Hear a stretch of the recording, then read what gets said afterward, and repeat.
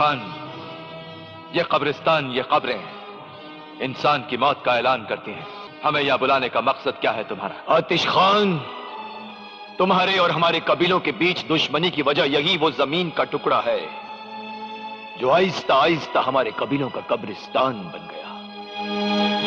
आतिश खान, इस जमीन के छोटे से टुकड़े के लिए न जाने कितनी जिंदगियां मौत की गुलाम बन गई। और देखो, आज ये कब्रिस्तान भी अपनी हदें तोड़ता हुआ कहां से कहां तक फैल गया। चाहे इस कब्रिस्तान की हदें जमीन से आसमान तक फैल जाएं, मुझे इसकी कोई परवाह नहीं। मगर मैं चाहता हूं कि इस कब्रिस्तान की हदें और आगे न बढ़े, हमारे कबीलों के बीच और खून खराबा न हो। इसलिए मैं एक अमन का पैगाम लेकर आया हूं। अमन?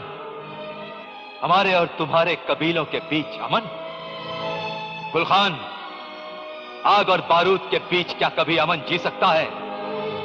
क्या हम हमारे अपनों की ये लाशें, तुम्हारे कबीले के दिए हुए ये तोपे कभी भूल सकते हैं? गुलखान, जब तक फिजा में हवा चलती रहेगी, हमारे बीच दुश्मनी की सांसें भी चलती रहेंगी।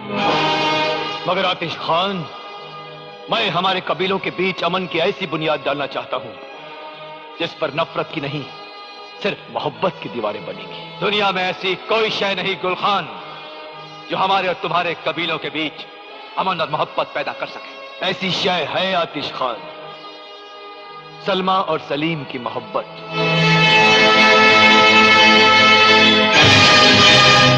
तुम्हारी बेटी और हमारे बेटे का निकाह। खामोश गुस्ताख! मेरी बेटी का हाथ मांगने की जुर्रत कैसे की तूने? कसम है हमें पाक परवरदिगार की कि अगर तू हमारे इलाके में ना होता तो सबसे पहले हम तेरी जबान काट देते और फिर उसके बाद तेरा सिर तेरी गर्दन से अलग करके तुझे यहीं इसी कब्रिस्तान में दफ्न करते थे। अपनी जबान को लगाम दे आतिश खान। शायद तू नहीं जानता कि तेरी बेटी सलमा मेरे बेटे सलीम से बेइंतहा मोहब्बत करती है। मेरा बेटा सलीम तेरी बेटी सलमा का अरमान है, उसका ख्वाब है। अगर ये सच है तो मैं अपनी बेटी के अरमानों का, उसके ख्वाबों का गला घोट दूंगा, मगर मैं उसे तेरे बेटे की दुल्हन नहीं बनने दूंगा। उसके दिल में बसी हुई सलीम की मोहब्बत का गला तू कैसे घोटेगा? गुलखान, बेटियों के घर वही बसते हैं जहां उनके बुजुर्ग जाते हैं, और मैंने अपनी बहन को कॉल दिया है कि मेरी बेटी की शादी मेरी बहन के बेटे दिलावर से होगी। और अगर कॉल ना भी दिया होता तब भी मैं अपनी बेटी का रिश्ता तेरे बेटे से कभी ना करता।